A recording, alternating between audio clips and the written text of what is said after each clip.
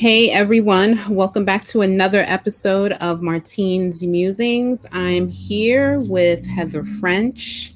And how are you doing today, Heather? I'm doing great, thank you. It's Friday, so it's always lovely. Heather is a life coach and she is an overall healer, energy healer. She works with women one on one. And Heather, I'll let you speak more about how you shine your light for women out there. So I could share about a bit about my backstory if you'd like. Yes. Um, How did you become a how did so you come to do what you're doing? well, I had a very rough life, to put it simply. I had a rough upbringing. There was a lot of abuse in my household, and as a result, in my adult life, I was replicating that within my relationships. I dated a lot of very toxic men who just continued breaking me down further and further. And I identified back in 2019, I realized that I've struggled with codependency quite a bit of my life. So I would find my validation or my self-worth off of other people. And I mainly did it within my intimate relationships. So I would start dating someone who I considered more broken than myself. And I felt like I was put in their life to heal them. Like, the universe brought them into my life. I'm going to fix this person. And it never worked out. And back in 2019, this guy I was with actually passed away from substance abuse. I also struggled with that a bit. And once he passed away, I kind of was like, at just hit a brick wall. I'm like, what am I doing with my life? I keep dating these men. And I started to realize that just as I said already, I was like looking for validation of myself within these relationships. Mm-hmm. And so I really started to do a lot of inner work. I started to wonder, like, why do I need this validation off of healing these other people? Like, why can I not find this within myself? And it really begun my work into energy healing. I started doing what I found emotional freedom technique. It's truly changed my life. If you've not heard of EFT, it's also known as Yeah. tapping. Yeah. This is something I do with a lot of my clients. I also found inner child healing. And as well, I've been certified as a Reiki Master. So a combination of these together, like once I broke that pattern, once Jordan passed away, I kind of realized that I don't need to look for this in other, like I've always known I was meant to heal other people and help Right. other people heal. Yes. And so decided I was going to stop doing that in my intimate relationships. And instead, I decided to start working with women and really working on helping women be empowered and be the best version of themselves and break those cycles of codependency and toxic relationships and really cultivate a love like from within, because that's really the only way we can shine our light out into the world. Yeah. All of that healing work is really an inside job. Have to start within. It's so true. Yeah. And kudos to you for taking that on and realizing that you had an issue with codependency, because that really resonates with me too as well. And I think that I feel like you have, I don't know if you identify with being an empath, but it sounds like to me like um you are an energy absorber in that way. Yeah, I definitely am. I've since learned about highly sensitive, which I'm very much so a highly sensitive person. I remember as a child, I was always told, like, you're too emotional, you're a hypochondriac, you're a Mhm. crybaby, you're this and that. Mhm. And so all of these negative views of me being intensely emotional, which I've come to realize I'm like absorbing a lot of other people's energy.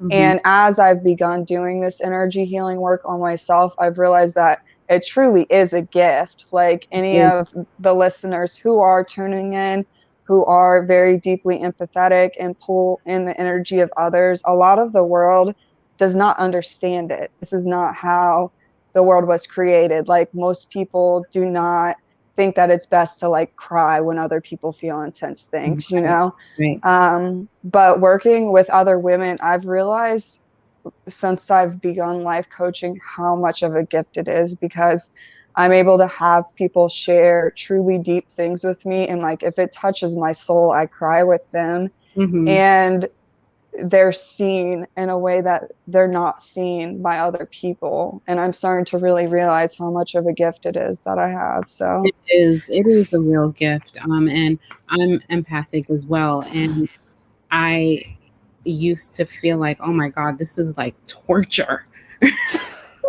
right? And but it is a gift. And once you learn how to, how to use it, how to help use it to help you and use it to help others as you do, you know? yeah. I definitely agree. I think a big transition for me with starting to realize it is a gift is like really taking alone time. I used to think I was such an extrovert, and I'm starting to realize how much I value alone time, how much I value sleep. Like I used to have my alarm on all night long. If anybody called me, I was always there for everybody, no matter if it was 2 o'clock in the morning. And Mm-hmm. I was really depleting myself. I had nothing left to give. I was pouring from an empty cup. And I've started to really take time to be like, okay, Heather, like you need 9 hours of sleep tonight. Yeah, So what? If people think that's insane that I sleep 9 hours, who cares? It you makes need me that. feel good. Yeah. Yeah. And it's And so that's what true. you need, and that's what you should have. So tell me about your group, that your Facebook group, um, Sacred Sister Circle. Did I say that correctly? It's Sacred Sisterhood. Yeah. Sacred Sacred Sisterhood Sisterhood Circle. Circle. Um, so I kind of cultivated this group last year. Honestly, when the pandemic hit, Mm-hmm. I realized to a deep extent how empty my life was, because I was acting out a lot on my codependency.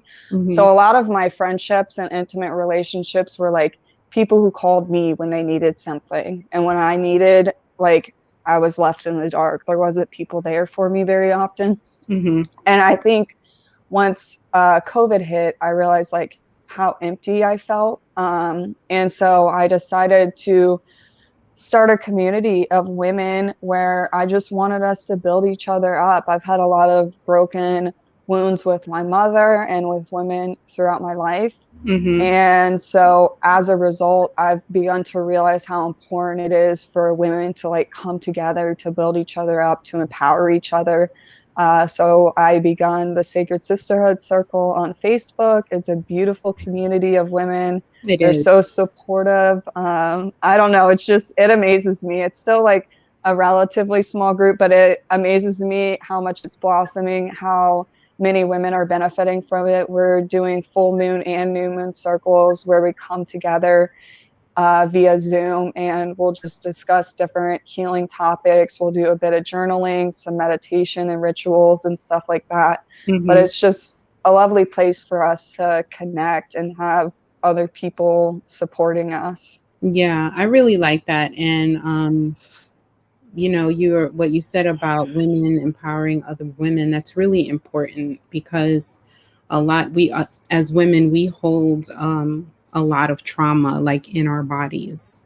And I feel like coming together with other women and talking, discussing things and journaling and doing rituals like that allows you to release that energy, that energy that you hold in your body, especially we hold a lot of that energy in our sacral and root chakras. And I'm always all about meditation and chakra cleansing and balancing, just to move that energy.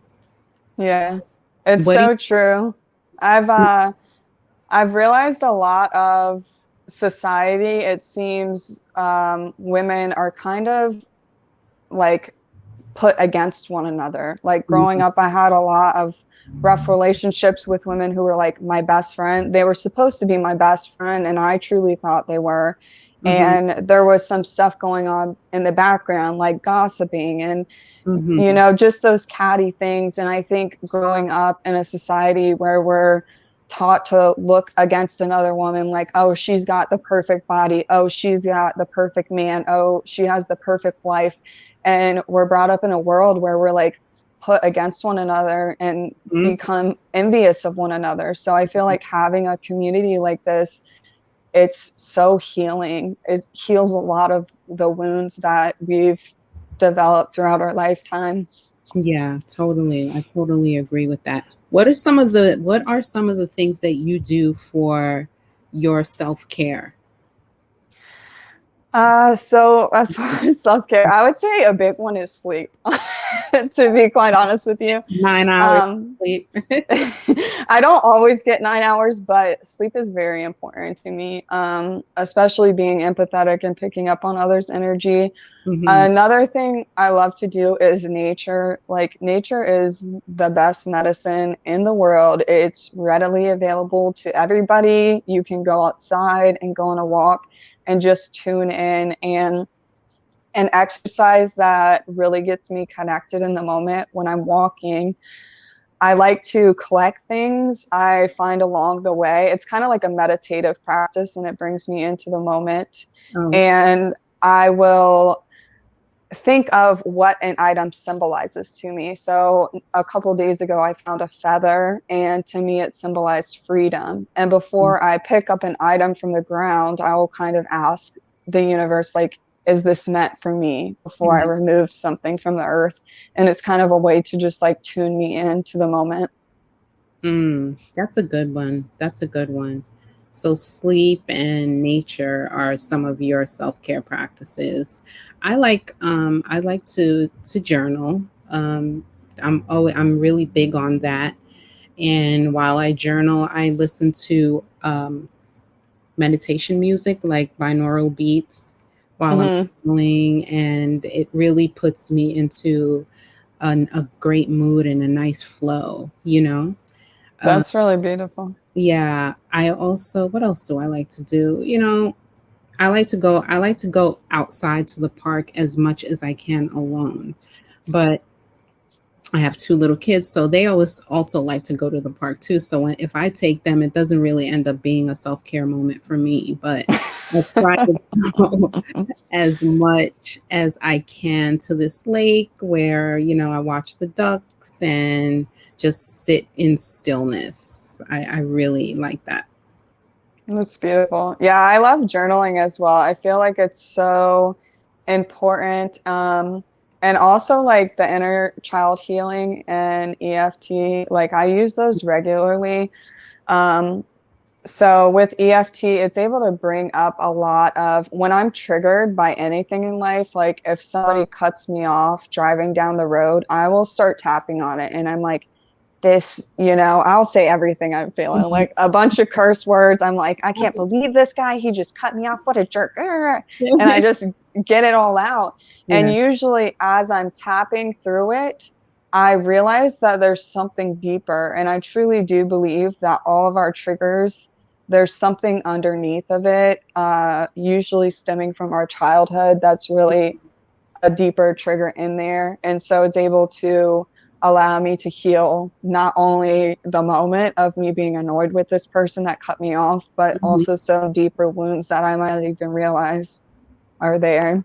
That's interesting. So, tapping helps you, like, where in a situation like that, where would you tap?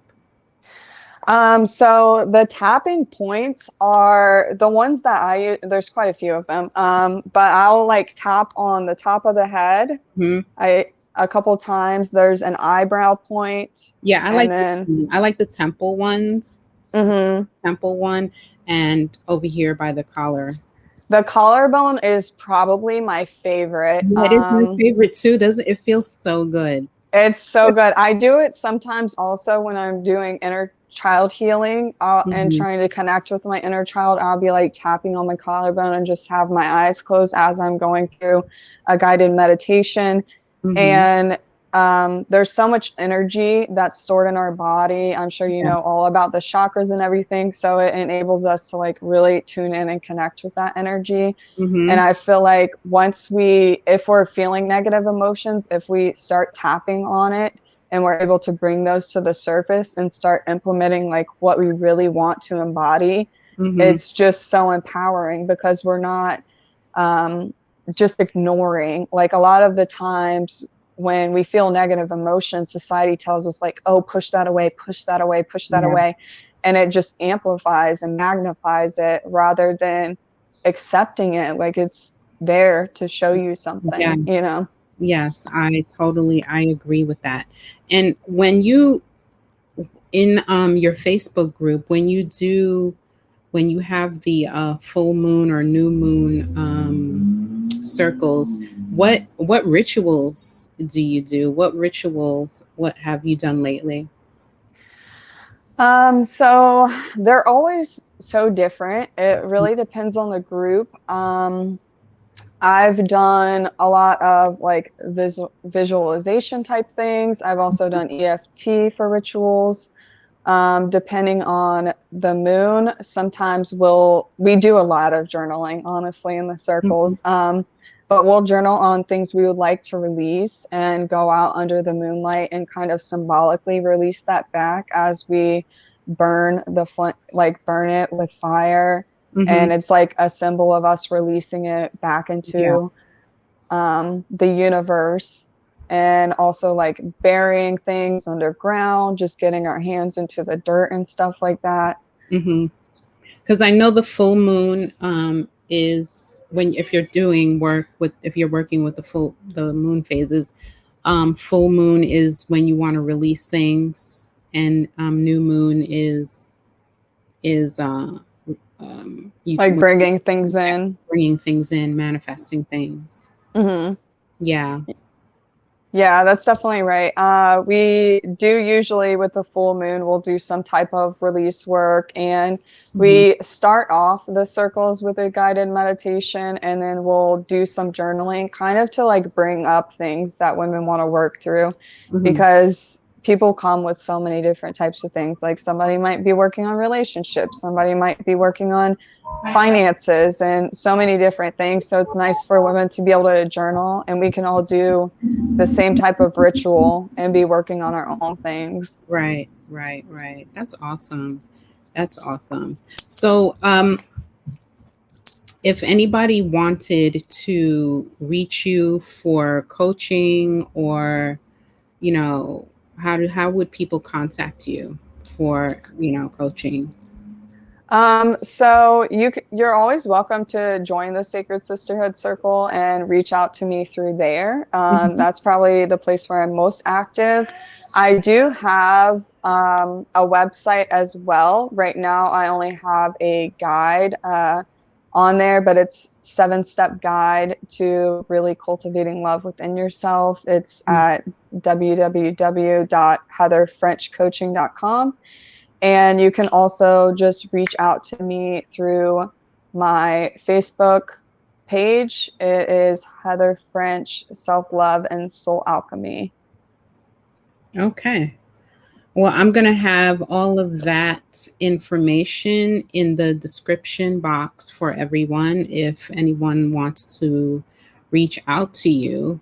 And I just want to ask you one final thing before we wrap up. What would be your your message? What is your message that you want to end with and share with everyone?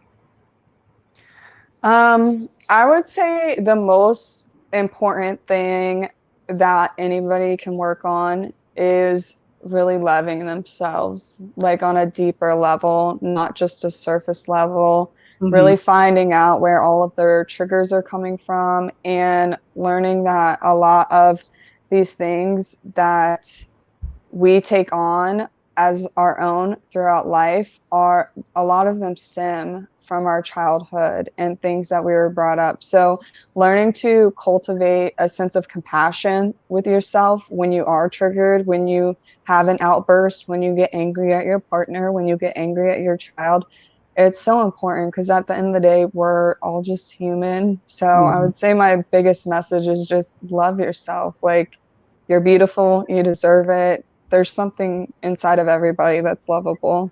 Yeah, I totally agree. Be gentle with yourself, right? Yeah, definitely. Yeah. So thank you for joining us, Heather. I really appreciate this conversation. And I hope to have you again on the show one day. And everyone else, thank you for listening. Thank you for watching. And I'll be back again sometime soon with another episode. Take care, everyone.